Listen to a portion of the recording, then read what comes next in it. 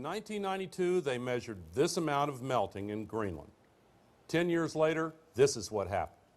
And here's the melting from 2005. Tony Blair's scientific advisor has said that because of what's happening in Greenland right now, the maps of the world will have to be redrawn.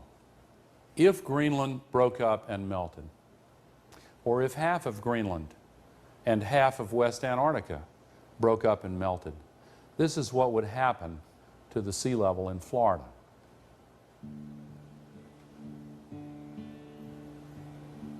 This is what would happen to San Francisco Bay. A lot of people live in these areas. The Netherlands, one of the low countries, absolutely devastating.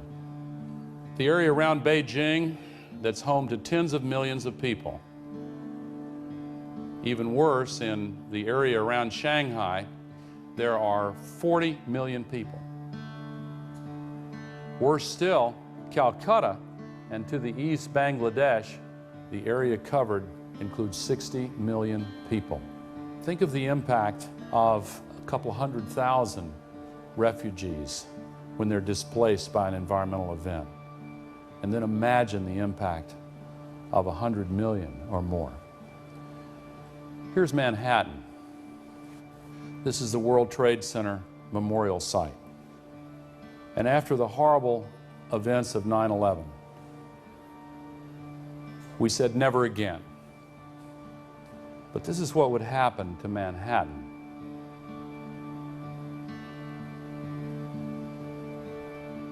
They can measure this precisely, just as the scientists could predict precisely how much water would breach the levees in New Orleans. The area where the World Trade Center Memorial is to be located would be underwater.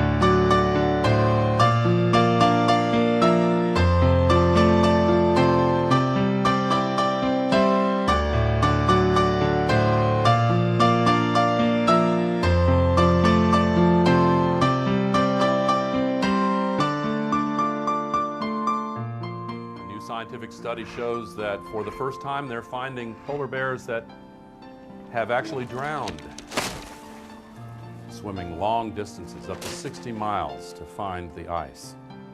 And they didn't find that before.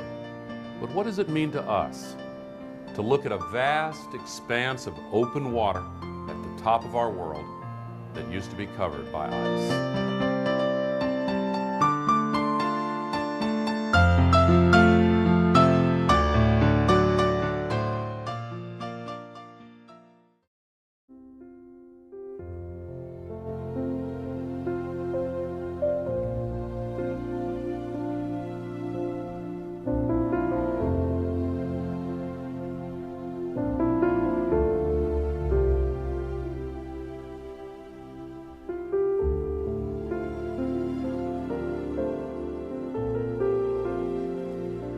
Remember that home movie of the Earth spinning in space? One of those spacecraft continuing on out into the universe. When it got 4 billion miles out in space, Carl Sagan said, let's take another picture of the Earth. You see that pale blue dot? That's us. Everything that has ever happened in all of human history has happened on that pixel.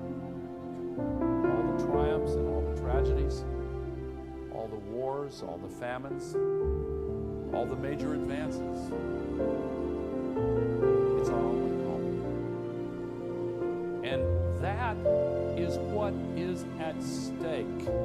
Our ability to live on planet Earth, to have a future as a civilization. I believe this is a moral issue. It is your time to seize this issue. It is our time to rise again.